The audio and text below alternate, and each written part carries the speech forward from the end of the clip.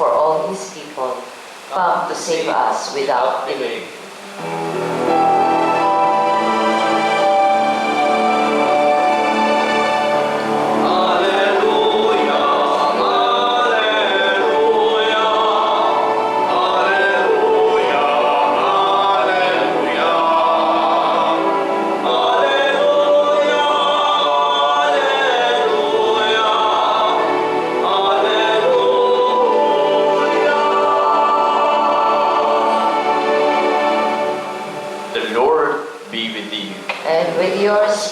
A reading from the Holy Gospel according to Luke. Glory to you, O Lord. In the days of Herod, king of Judea, there was a priest named Zechariah of the priestly division of Abijah. His wife was from the daughters of Aaron, and her name was Elizabeth. Both were righteous in the eyes of God, observing all the commandments and ordinances of the Lord blamelessly. But they had no child, because Elizabeth was barren, and both were advanced in years. Once, when he was serving as priest in his division's turn before God, according to the practice of the priestly service, he was chosen by lot to enter the sanctuary of the Lord to burn incense.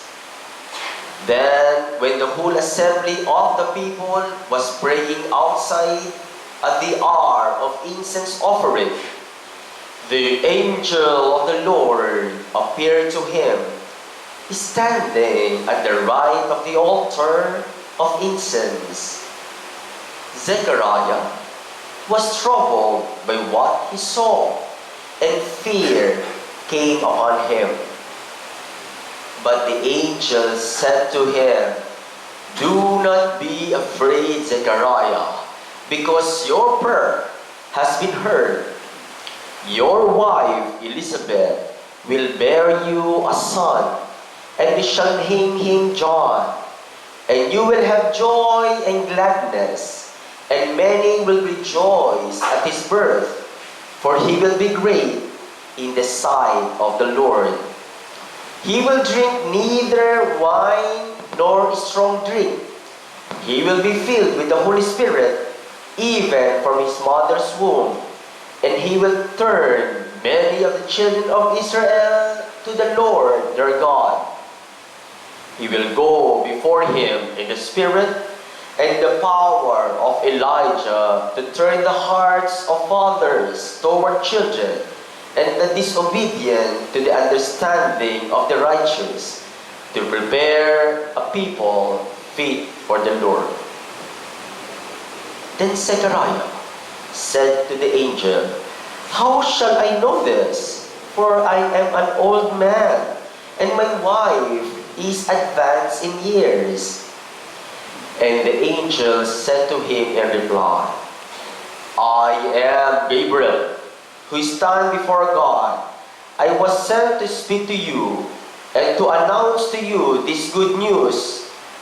But now you will be speechless and unable to talk until the day these things take place, because you did not believe my words, which will be fulfilled at the proper time." Meanwhile, the people were waiting for Zechariah and were amazed, and he stayed so long in the sanctuary. But when he came out, he was unable to speak to them, and they realized that he had seen a vision in the sanctuary. He was gesturing to them, but remained mute. Then, when his days of ministry were completed, he went home. After this time, his wife Elizabeth conceived, and she went into seclusion for 5 months, saying, "So has the Lord done for me at the time when he had seen fit to take away my disgrace before others." the Gospel of the Lord. Praise to you, Lord Jesus Christ.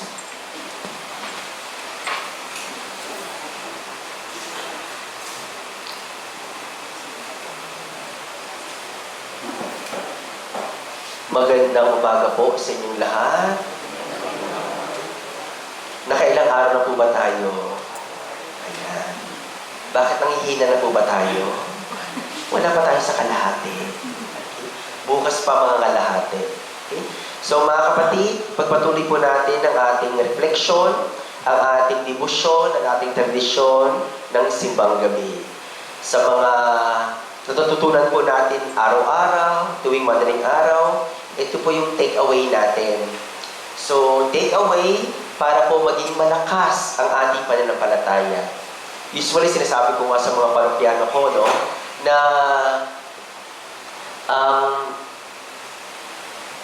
kailangan makinig yung salita ng Diyos sapagkat kilala tayo ng Diyos. Alam ng Diyos kung ano ang haharapin natin sa buhay po natin. At kung merong isang man salita, okay, na medyo na-touch kayo, okay, o na-disturb kayo, yun po yung baon ninyo. At kapag humarap kayo na pagsubok sa buhay, yun po ang inyong gagamitin at yun po ang inyong dadalhin. Sapagkat yun ang kasagutan sa panalangin natin at solusyon sa ating buhay. Mga kapatid, may relasyon ng unang pagbasa at ang ebanghelyo na napakinggan natin sa umagang ito. So, ano pong pagkakapareho ng dalawa? So, si Manoah at ang asawa ni Manoah, hindi naman kasi nabanggit ang pangalan, sila po ay mga magulang. Nino po? Ayan, wow. May mga, ito mga to gising pa. Ito mga to, medyo tulog na. Okay. Samson. Di ba kaya yung Samson? Ayan. Yeah. Oo. Ano, tarito, hindi po sigula yan. Okay? Ayan. Yan. Yun. May kanta po yun, di ba? Why, Delilah? Ayan. Bakit po? Kasi, isa sa mga judges or counselor, si Samson po, no? Isang malakas.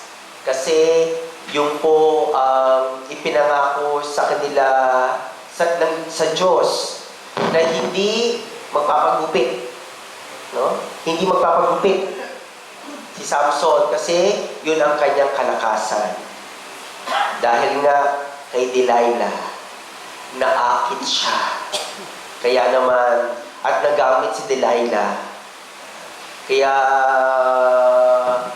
pagkatapos sila mag-sweet-sweet, ginupitan ni Delilah at wala nang kapangyarihan si Samson. Okay? Why, Delilah? Ayan. So, sa Ebanghelyo naman, okay, para mapanatili ang misyon ng batang isisilang mula kay Elizabeth at si Zechariah, matanda na, tapos Elizabeth ay baog, pero nagkaroon ng milagro ang Diyos. At ang sabi, yung batang yan dapat hindi uminom ng anumang wine or ano ba yan, yung serbesa o kahit anumang inumin nakakalasing kasi meron siyang misyon. So sa dalawang kwentong ito, meron pong tinatawag na Nazirite vow. Sabihin mo nga, Nazirite vow. Ayan. Nazirite vow, ito po yung uri ng pangako na nag-promise ka, nag-commit ka kay Lord or sa misyon. Vow. Pangako. Nazirite vow. Wag ipaputol ang buhok kasi yan ang pangako nyo kay Lord para gawin ang misyon. Huwag pa inumin kung ano-ano para gawin ang plano ng Diyos para kay Juan Bautista. Nazirite vow. Mga kapatid, kahit itong Nazirite vow na ito ay sinauna, pero pwede po natin matutunan even up to today. Bakit po? Kasi from this Nazirite vow, or ang pangako, ang commitment natin sa Panginoon at sa misyon, pwede po natin manumbalik ang kalakasan mula sa ating word, will, and wisdom. Word, will, and wisdom. Tatlong W's. Ano po yun? Ayan. Okay. So, dahil nga merong vow, okay, there is truthfulness of our words. Ang tanong, makatotohanan pa ba ang ating salita? Eh kasi nga vow, nangako ka, gumamit ka ng salita. Ang tanong, sa buhay po natin, mapangahawakan pa po ba ang salita? Di ba? Tayo, no? Kapag sinasabi, ay oo, papunta na ako dyan. Pero hello, kagigising lang. Tapos ano pa ba? Oo. Ayun, meron nga, ito totoo to, nag-ano ako, nag-retreat ako sa isang monastery. Okay? Ay, sa isang kumbento. Tapos, kasi yung mga kwarto ng kumbento, wala talagang tubig doon. Kaya yung tubig nila, nasa common area. So, nung madaling araw, nauuhaw ako, tumayo talaga ako pumunta. Nagulat talaga ako dahil merong madaling araw, mga alas 3 at alas 4. Madaling araw, nakaupo sa living room. Eh, siyempre nakaputi yun. Ano pa naman, sister? Ayan. Tapos, so, siyempre tulog ako uli. So, during breakfast, sinabi ko, sister, ikaw may nakita ko ka ng madaling araw. Nagkakagawa mo doon. Sabi, at hindi siya nag-explain, pero yung superior nag-explain. Father, pasensya ka na. Ganyan talaga si sister. Dahil hanggang ngayon, hindi pa hilom ang kanyang sugat. Ano nangyari? Kasi nung bata pala si sister, nangako yung tatay niya na babalikan siya. At hindi na siya binalikan. Yun. So, ibig sabihin nun, tulog pa si sister nun, nasa living room. Opo. Okay? So, gano'n. Talagang kapag nangako ka talaga, with your word, kailangan panindigan mo. Okay? Bakit kailangan panindigan? Diba? Ang dami mga pangako, especially sa mga leaders natin. Ngayon, may nangangako na naman. Kapag mananalo siya. Okay? Bawat isang Pilipino, may 1 milyon. Hello? Diba? Ilang mga leaders ang nangako sa atin? Okay? 10 pangako na sa kanilang salita, 11 ang hindi natupad. Okay? So, ang tanong, ano ba epekto nito? Mapagkakatiwalaan pa ba? Mapaghahawakan pa ba ang ating mga salita? Diba? Kalokohan na, naglolokohan na lang tayo. Naku, dati yung mga magulang yata ng mga medyo nakakatanda dito, yung mga 20% may discount card na. Sana naman. Ayan. Yung mga magulang yata nila, at saka sa mga, mga lolo't lola nila, dati, walang kontrata. Walang mga pinapapirmahan. Salita lang talaga. Tama ako? Your word is my bond. At sa totoo lang, na-apply yan. Kasi when I was in Taiwan, I stayed there for kulang-kulang 10 years. Medyo bago lang po ako sa Damar Village, sa Immaculate Conception. 2 years lang po ako, pinul out na ako dyan para, ayan, sa ibang assignment, sa ibang mission. Pero doon, dahil may parokyano ako ng mga Vietnamese, kala mo, ano lang, magtutulungan sila, o pangako mo yan, yes, pangako ko yan. One shake hands lang sila, yun na yun. Pangahawakan na nila yun, yung salita. So, at kapag hindi na panghawakan ng salita, either nagda-doubt ka, or yung kanta ni Josh Groban, ano yun?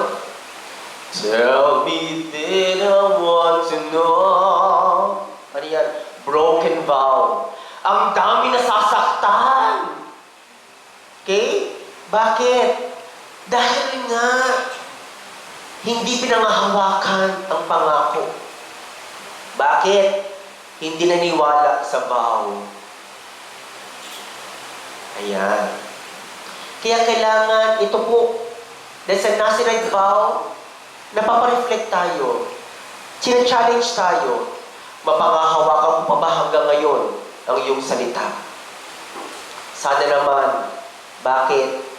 May nasasaktan. May masisirang buhay. Pangalawa, baka po wala nang maniwala sa inyo. Okay? Pangalawa naman, will. The power of will. Mahalaga po ang ating pangako para sa ating will. Ano ba yung will? Ito yung talagang gagawin mo. Hindi lang yung salita. Hindi lang yung pangako. Yung kagustuhan mo, gagawin mo talaga. Not based on emotion or feeling, but willing. Bakit? Bakit mahalaga po yun? Na dapat mapalakas muli ang ating will. Bakit? To be honest, after my mass kagabi sa Ayala, nakaramdam ako ng pagod. Akala mo, nakaramdam ako ng pagod. At yung feeling ko, parang gusto kong magbakasyon na. Parang gusto ko na umuwi sa Bulacan to be with my family. Pero ito, nandito pa rin ako hanggang ngayon.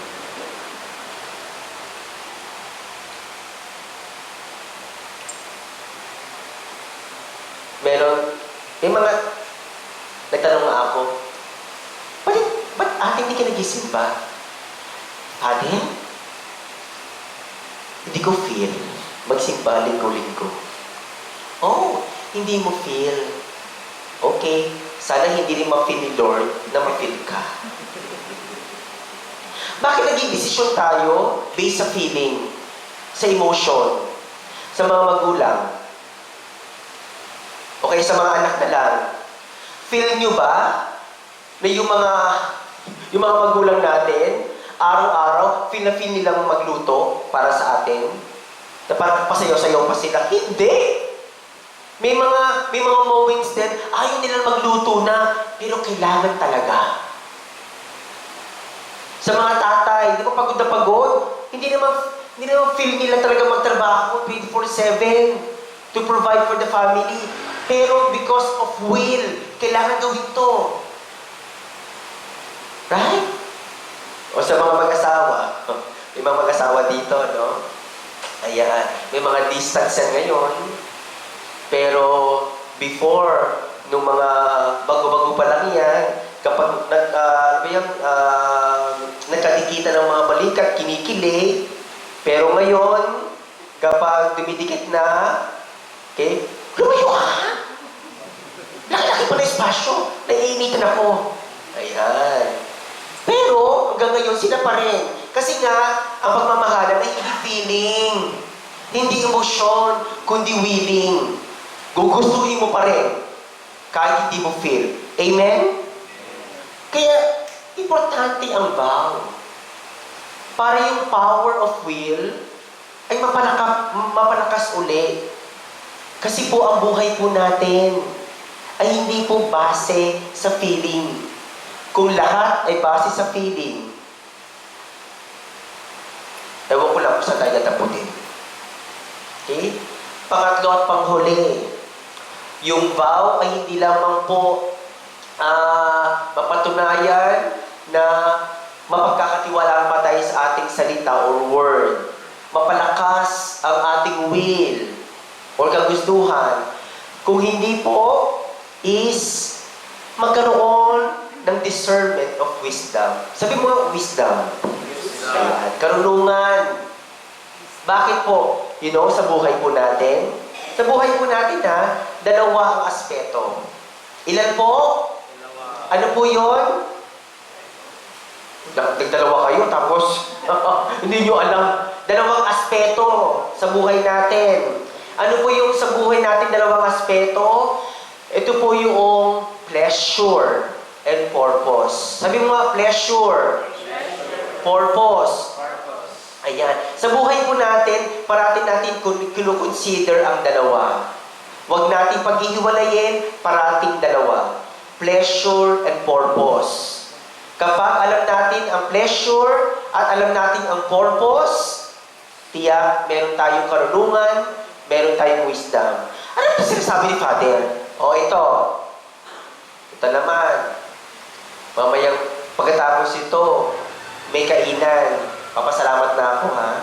Mag-breakfast tayo mamaya. Okay? So, ayan. May kainan. Ang tanong, bakit tayo kumakain? Sige nga. Para may Ano pa, bakit tayo kumakain? Wala kasi nagugutom. Oo nga naman, syempre. Okay? Sabi ng iba is, para maging okay? Yung iba sinasabi para mabusog. Mabusog. Kasi ang pagkain pleasurable yan. Pleasure. Mabusog. Pero ang purpose ng pagkain, hindi po mabusog, kundi lumusog. Magkaiba yun. Kapag mabusog ka lang, ayan, para kang sawa. Pagkatapos kumain, ayan, higa ka na dyan, hintay ka na lang ulit. Pero ang purpose ng pagkain ay lumusog, para kapag lumusog ka, meron kang lakas magtrabaho. Ganun yun. May pleasure at may purpose. Dito, medyo malapit ng Christmas. Ang lakas ng boses ko ngayon, no? Para ko nakadalawang kape. Okay, so, malapit ang Pasko. Siyempre, yung pleasure ng Pasko ay siyempre mga gift-giving, 30-month pay. Ay medyo malakas ang boses ko kasi natanggap ko na yung 13th month ko pala. Ayun. Pero naibigay ko na rin, huwag kayong humingi. Okay?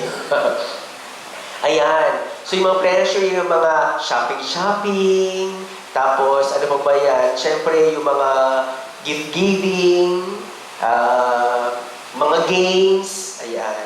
Uso na ngayon, no? Yung mga, ano pa yung, nilalagay na lang sa gitna. Ano ang tawag sa ganun? Sa gift-giving.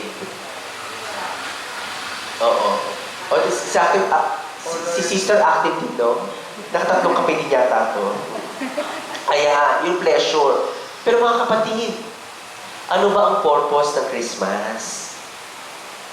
Di ba? Hindi po ito gumastos. Hindi po tayo magpakasaya. Kundi pagnilayan. Magnilay. Kaya maganda itong simbang gabi nga sa mga Pilipino na hindi lang po tayo dito base sa tradisyon, kundi sa debosyon na ihanda ang ating puso at ang ating kaluluwa sa pagdating ng Panginoon. Tama? Ayan. Yun ang purpose. Kaya mga kapatid, isabuhay natin uli ang Nazarite vow. It is a promise and a commitment to God and to our mission.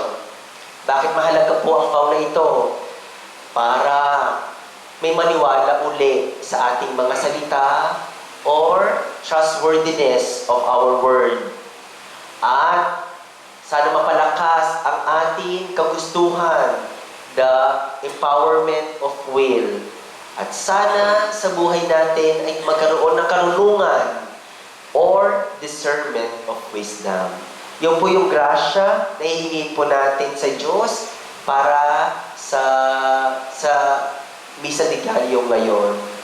Bigyan tayo ng word, ng will, at wisdom. Amen.